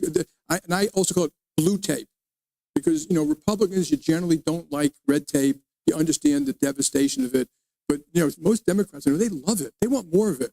And they want to make it so confusing you can't even meet the rules. So you get punished and fined afterwards. And so, and then you have in permitting and, I call the government the Leviathan that's too weak, can't get stuff done, and too strong. It imposes things on the American public that they're getting sick of. And they should be getting sick of it and acknowledge that. Celebrate our virtues, freedom of speech, freedom of religion, freedom of enterprise, equal opportunity, family, God, country. I agree with everything he said. I just find it rich coming from him. Yeah. So in Seattle, in Tacoma specifically, there's a crisis brewing. Tacoma has been taxed to pay for a light rail that's supposed to come down into Tacoma to make it so that we can relieve traffic. Because in Seattle, the policy is we are not widening our highways one lane. Doesn't matter if you had 1 billion people this place. We're not widening the highways because that would be too much smog and pollution. So the idea has been bus lanes, bike lanes, and light rail. That's supposed to be the solution. Well, automobiles are the enemy up here. Automobiles are the enemy up here. But the problem is they can't make good on their promises to build these light rails. This is the same thing going on down in California. And Tacoma is now in the verge of what would be an absolute catastrophic thing. They've been paying for light rail, and now they're being told they're not going to get it because it's too expensive. Elected officials in Tacoma are doing all they can to keep light rail from leaving the city behind. A huge budget hole for Sound Transit is forcing some tough choices on the long-planned expansion of the transit system. KOMO's Joel Marino is live in Tacoma tonight with the cost-cutting moves that puts a promise to the voters in question. Joel. Molly, when voters agreed a decade ago to pay higher taxes to extend Sound Transit, well, light rail was supposed to reach the Tacoma Dome. Now, though, that line is in doubt. And city leaders are pushing back.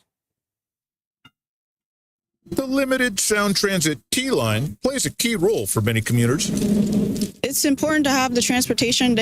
Transportation shouldn't be cut. I think this is more important because I'm disabled, and I see a lot of people that are disabled, and I take the transit. But transit riders may not see the arrival of light rail to the Tacoma Dome.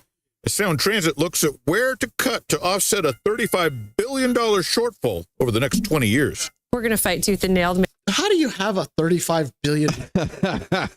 What was the original budget for the project? When you had the thing budgeted. Exactly. Make sure that it goes all the way to Tacoma, because that's what the voters deserve. That's what the riders want. Tacoma City Council member Christina Walker, who is also a Sound Transit Board member, plans to push hard against one proposal to scale back the extension of the main line between Everett and Tacoma. We need to build the spine. We're going to say that over and over and over. The spine goes from Everett to Tacoma. We've got to build that. We've promised the voters we're going to build that. Plenty of fanfare accompanied the new Sound Transit line across Lake Washington, which debuted for the public over the weekend. I think, for as far as my tax dollars, if they can do it to Bellevue, why they can't do it to Tacoma? The Tacoma to Everett run isn't the only train line at risk. The proposed Ballard line could be shortened, and the West Seattle line could get delayed. We're looking at different ways to build them more efficiently. We're also looking at revenue options. So this is going to be a balance, right? There has to be a little bit of everything. Well, more taxes? More taxes? I thought we already paid for it for a decade. Got to a better way. So keep it going. I mean, you can't count Tacoma out. That's not right. Well, Sound Transit Board members, they're going to be looking at various options. They're going to look at some cost-cutting measures they could undertake. Just pretend this is your news guy. Potential new revenues, and they will try to make some hard decisions come May, June, and July. I have an idea. Let's call JD Vance and say, come investigate the fraud in the light rail system, because this has been paid for. You're talking about other ways to make money and raise money for it. You paid for it 10 years ago. You voted a tax onto yourselves for the light rail. And for some people who don't know, that are not from around here, a bunch of the higher ups at Sound Transit used to be government officials here in town. Yeah. Just so you know. Which makes you wonder where the money goes. Oh, well, I wonder. So Jamie Dimon, again, over at the Economic Forum, explains exactly where the money goes. I don't know anyone, okay, and you guys in the room, you might be Democrats, Republicans, who thinks that sending another $1 trillion to Washington, D.C. will actually improve anything. Or Seattle. So when you say raise taxes, if you said raise taxes and directly give it to the people who need it, I do it. No, so but we are running out of time. It goes to all these interest groups, and they give it to their friends and all that, and which is why the interest groups, and they give it. We are running out of time. It goes to all these interest groups, and they give it to their friends and all that, and which is why the people are considered a swamp. It's kind of a swamp. There's 17,000 lobbying groups, and bank companies are guilty too. They're just fighting for their one self-interest as opposed to what's good for my country. But that's what happens in Congress. And you see how these bills get spent. Like the CHIPS Act was a good idea until it had to be unions, place-based, child care, diapers. What the hell are we doing? And we do it over and over, and then it fails, and then we spend more money. The problem is we didn't spend enough money.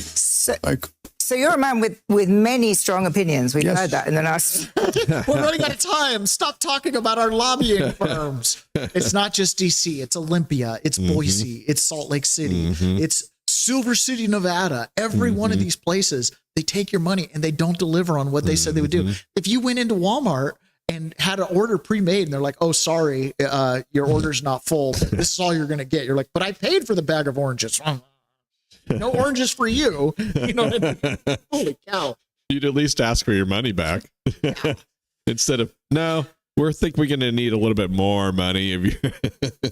Now, the J6 case that's been going on with Brian Colt Jr.'s fascinating case is falling apart in real time, and the DOJ hasn't acknowledged any of this. The gate analysis doesn't fit. Just with your naked eye, you can watch side-by-side comparisons of the gate. You can watch Carrie Kirkhoff walking through the Capitol building with her paintball gun with pepper spray. Yeah, we figured it out in like two seconds. Yeah, and real big kudos to Joe Hanneman and Steve Baker for getting that out there. And Kyle Serafim as well, who's been on this. He was one of the investigators investigating it originally, which again, Kyle, you're part of the FBI when they set this whole thing up. I'm glad you're finally blackpilled about it, but hello. Come on, bro. Help us out. So one of the things Kyle Serafim, who was investigating the pipe bomber just days after it happened in 2021, he was briefed by the FBI that the pipe bombs themselves were inert. And there was another whistleblower. This was December 11th, 2025. So this is after Brian Cole was arrested. This is a whistleblower. This was sent to Thomas Massey and Jim Jordan. And it's a protected release and all that kind of stuff. This particular FBI agent lives in the neighborhood with Brian Cole Jr. and has been aware of him for over a decade. Okay. The FBI, who is familiar with Brian Cole Jr., has observed Mr. Cole hundreds of times, if not more, over the course of nearly a decade. There are numerous law enforcement officers that live in proximity to Mr. Cole's home, including FBI, Secret Service, and police. Mr. Cole wanders around his neighborhood and several times a day while walking a dog. Other than wandering around with his dog, Mr. Cole does not perform any other activities outside of his home. Mr. Cole does not interact with anyone. He doesn't wave or acknowledge others or even say hello. In fact, he does not even look at other people when he walks by. He appears to live in his own world.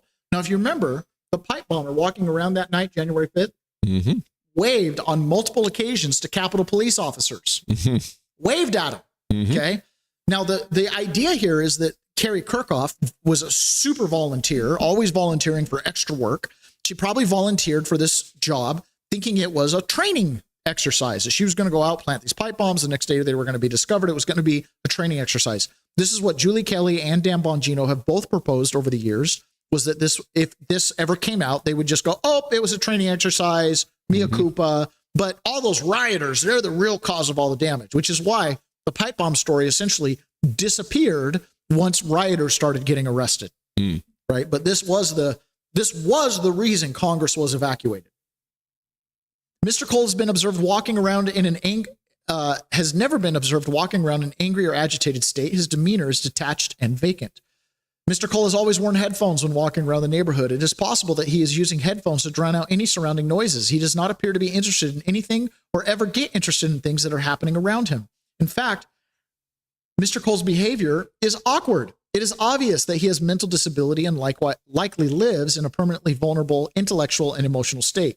It is well understood that individuals with mental conditions are susceptible to providing inaccurate and unwarranted confessions. The FBI should have used caution and its behavioral experts to ensure any interrogation was proper. Mr. Cole does not regularly drive his automobile. Mr. Cole's driving is so infrequent that his FBI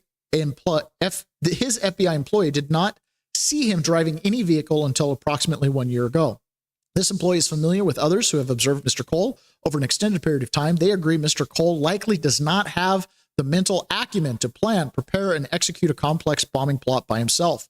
The FBI employee advised up until a couple of weeks ago, the FBI has not conducted any surveillance of Mr. Cole. On November 13th, the FBI conducted surveillance operation on Mr. Cole Street. However, the surveillance was easily identifiable to anyone in the area who is even remotely aware of their surroundings, like FBI agents, police officers, Secret Service, and others living in the neighborhood.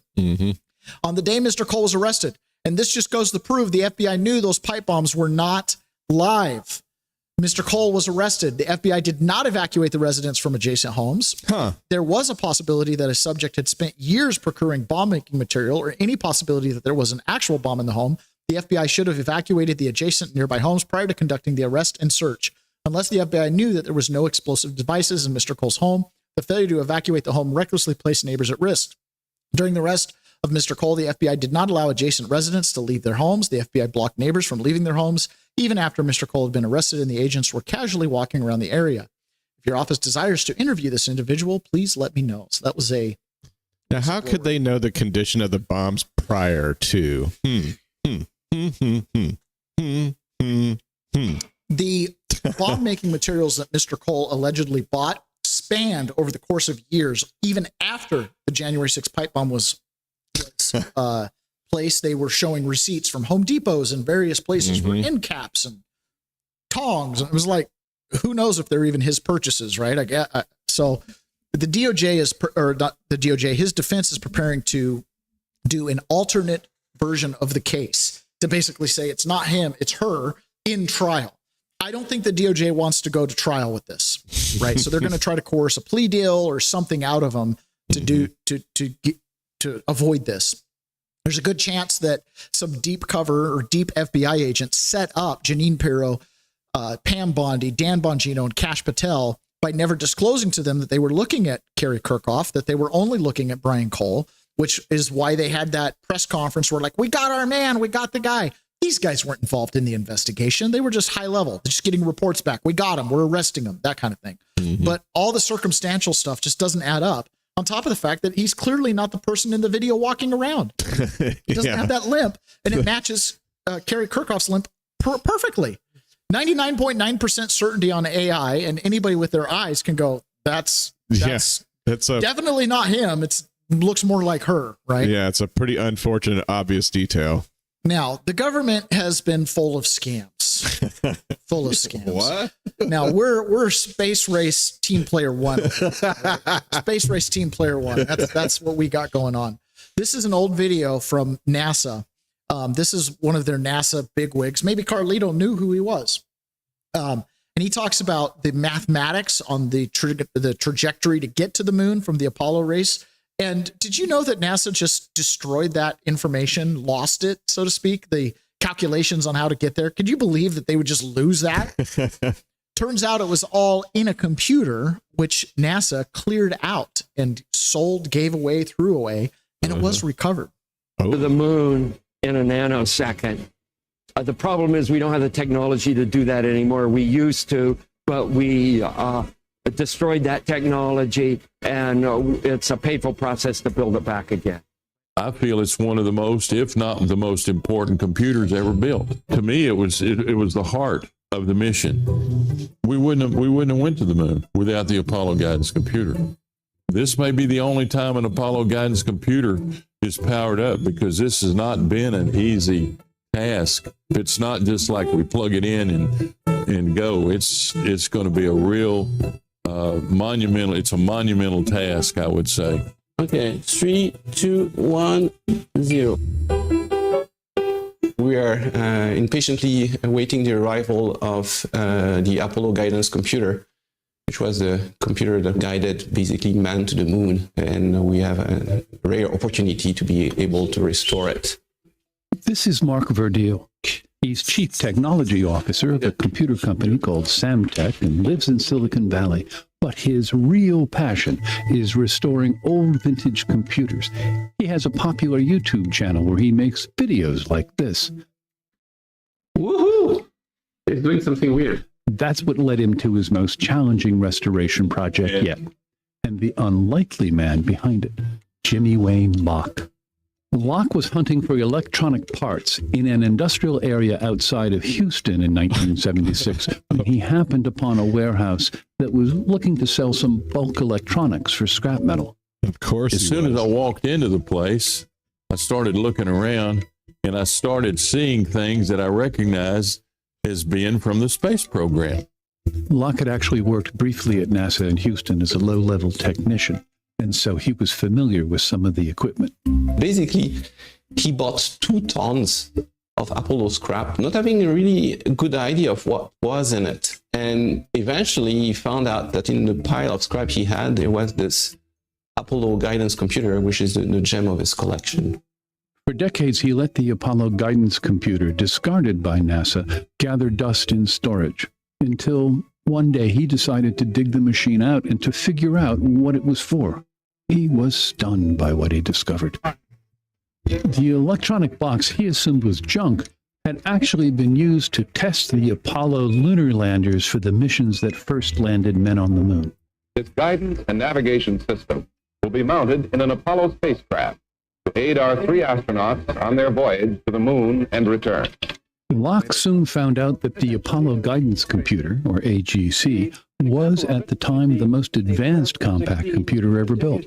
It was the first computer to use integrated circuits, the backbone of modern electronics. A test flight mission. 3, 2, 1, 0. 2.27? Oh, it's running. Yep, we got it. On its own memory? Yeah, on its own memory.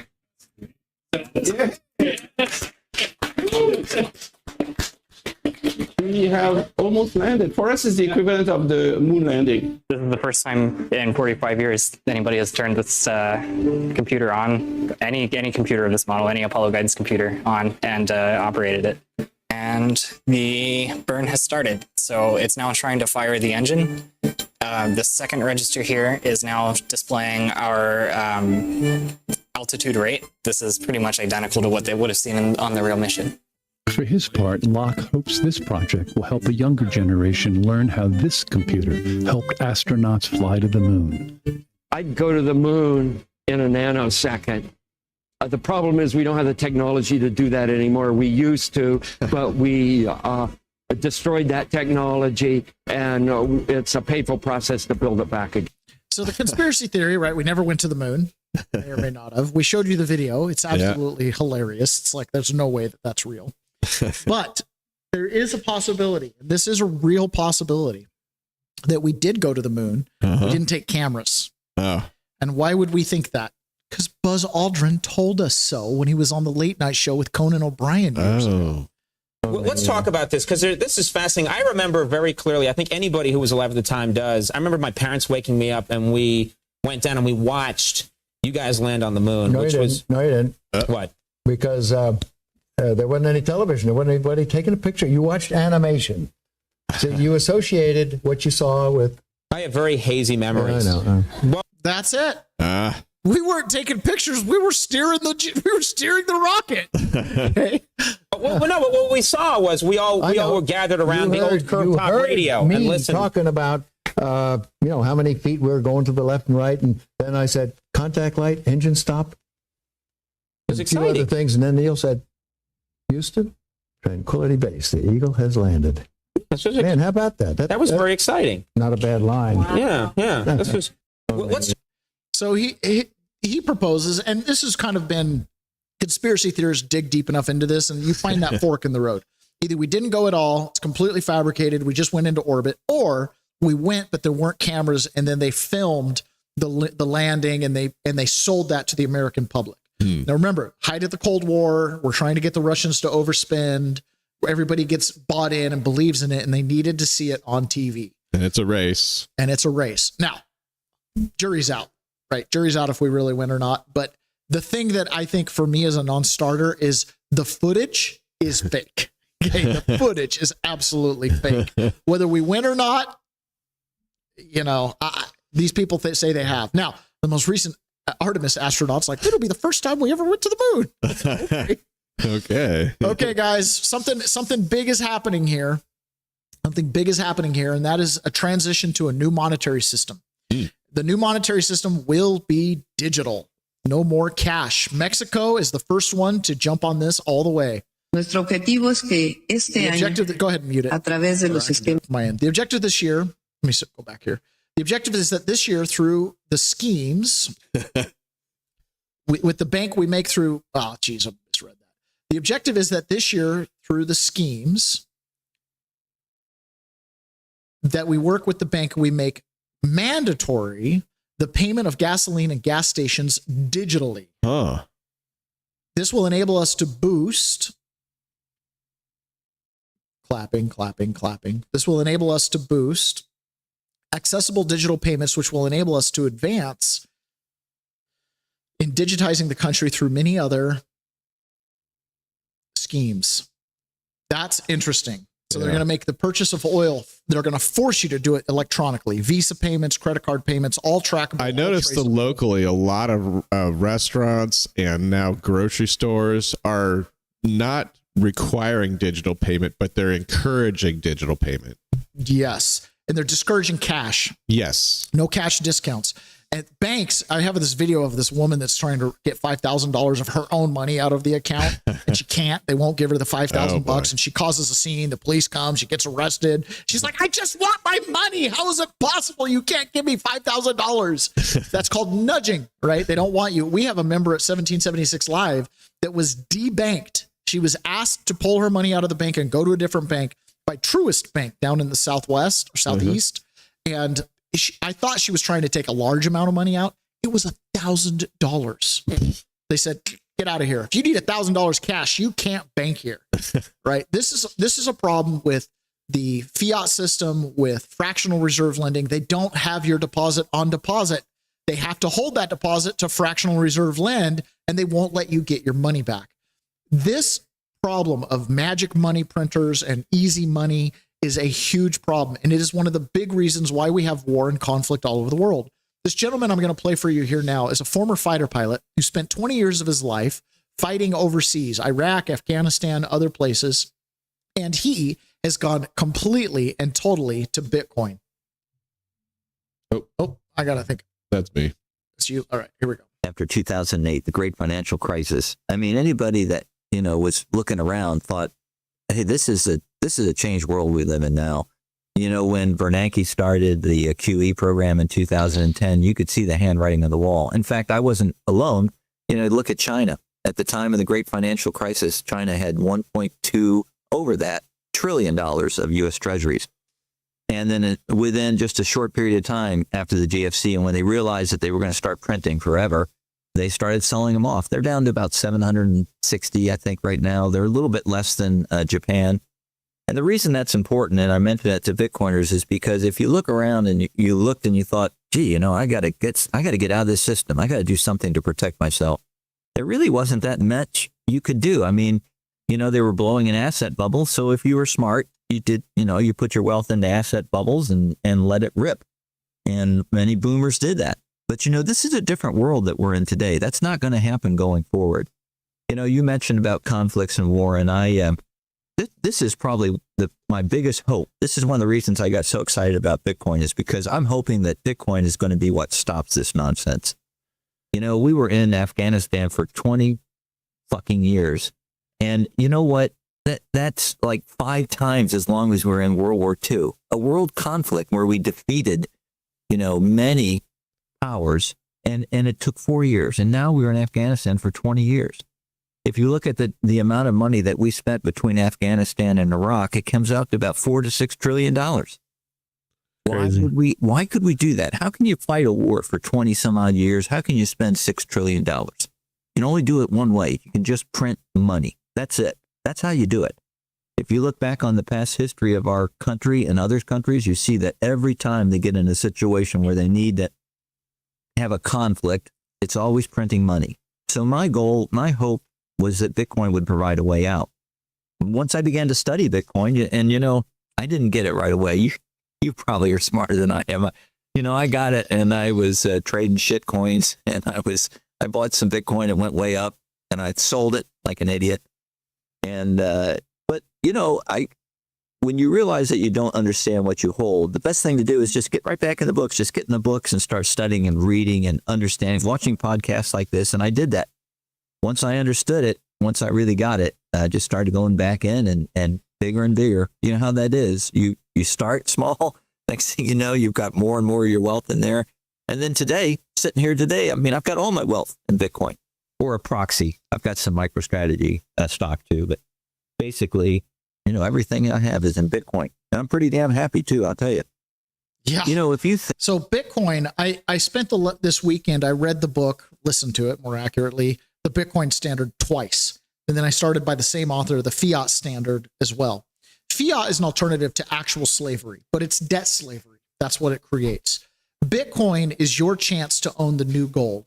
Gold is not fungible. You can't make big transactions in gold, but Bitcoin you can. It's a different world. So we're going to jump over into private. But before we do that, we're going to hear about some steaks. Yeah.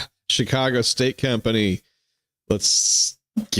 Today's sponsor is Chicago Steak Company, and they're giving away 8 free steak burgers on every order, code 8burgers. Think about the last time you bought burgers at the grocery store. You stood at staring wall, plastic wrapped ground beef, trying to figure out which one isn't going to turn into a hockey puck on the grill. Maybe you grabbed the expensive organic pack. Maybe you went cheap. Either way, you got home, fired up the grill, and watched them shrink to half their size, dry out in the middle, falling apart through the grates. Chicago Steak Company figured out a better way. They make half-pound steak burgers from USDA prime beef, hand-formed from premium cuts, and ship them to your door on dry ice. These hold together on the grill, stay juicy, and actually taste like steak. Here's the deal. Spend $189 or more on any steaks you want. Use code 8burgers, and they add 8 free steak burgers plus a bottle of steak sauce seasoning plus free shipping to your order. That's $200 in free extras on top of whatever you ordered. 15,000 5-star reviews. These people know what they're doing. Go to My Chicago Steak Company. Let's start that one over. This is the most important part of the whole thing. Go to mychicagosteak.com/rumble, code 8burgers, link in the description. Get them before they're gone. Oh, yeah. Got to have some good steak. We had some great steak yesterday for Easter dinner. It was amazing. Tri-tip. Mia Green-eyed put Freemason, Nazi Templar, Spirit Investigation. Yeah, that looks awesome. Yep. Okay.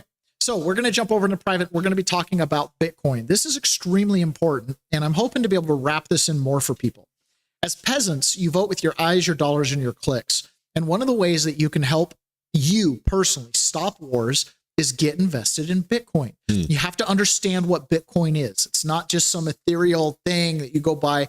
It's a zero trust financial system where every transaction is verified on a whole host of servers. Every single node, as they call them, has to match. And if it doesn't, then it kicks the transaction off. It's decentralized. It's a huge store of value. It has proof of work in it. It was more like a discovery than it was an invention. And it's been adopted now across all the central banks, all the treasuries. Pretty much everybody wants to use it. It is the new gold, and it is going to go up, up, up, and up.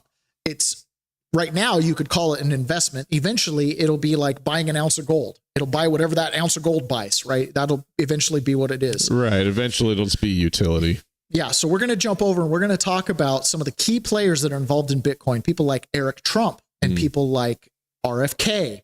And also all of the big banks are starting to use Bitcoin as a store of value because it does not inflate. It cannot be inflated, just like gold cannot be inflated. An ounce is an ounce. Everything is measured against it.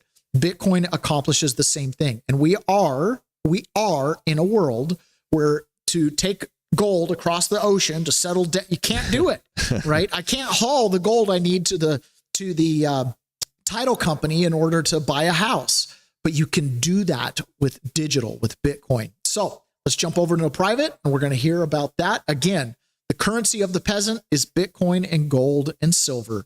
Silver less so, gold very difficult to use, but Bitcoin is the